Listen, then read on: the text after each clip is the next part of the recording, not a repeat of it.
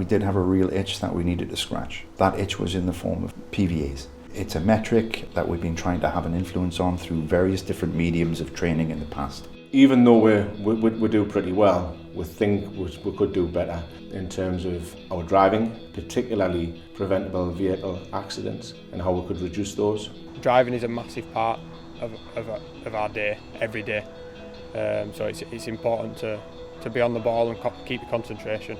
So we've been working over the last few months to develop this piece of VR training content specifically for Northern Powergrid's drivers to help them maybe refresh around their circle of inspection of their vehicles on arrival and ultimately on departure from site. It's a real life scenario. You pull up outside a substation, you're in your vehicle, you've got to do certain checks within the vehicle before you get out. Once you're out the vehicle, again there's certain things which you must do. We're using the Oculus Quest 2 headset, and over the course of these 2 days of the pilot delivery we're working with a sample group of approximately 36 drivers from across the different sub-regions of Northern Powergrid. Once you've got used to the controls and your environment, again it's getting used, just like the real world, getting used to your environment.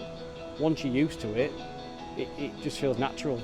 Once you get used to the controls and stuff, you do get a lot more observant, a lot more used to it and get higher scores. I'm quite an interactive learner, so I think it's a good way of getting your head across stuff, seeing it firsthand in a safe environment.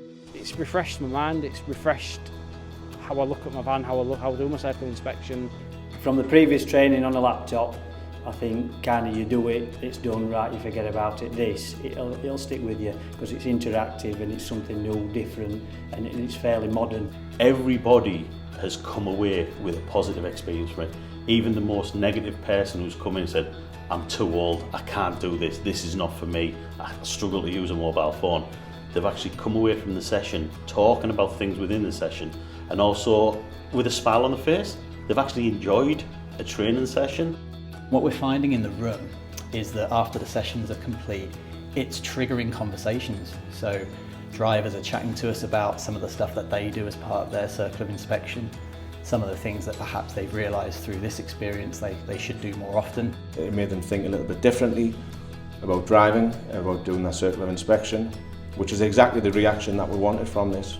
There are things that we are doing slightly different here in the sense that the technology is not just a VR package. It is a study of the analytics, of the metrics that are involved. We're using the Immerse Virtual Enterprise platform as the back end for this, so all of the sessions that the drivers are completing are being sent directly to the platform, and then we're taking the reports that come off that platform and running those through the scoring system that we've specifically set up for this pilot.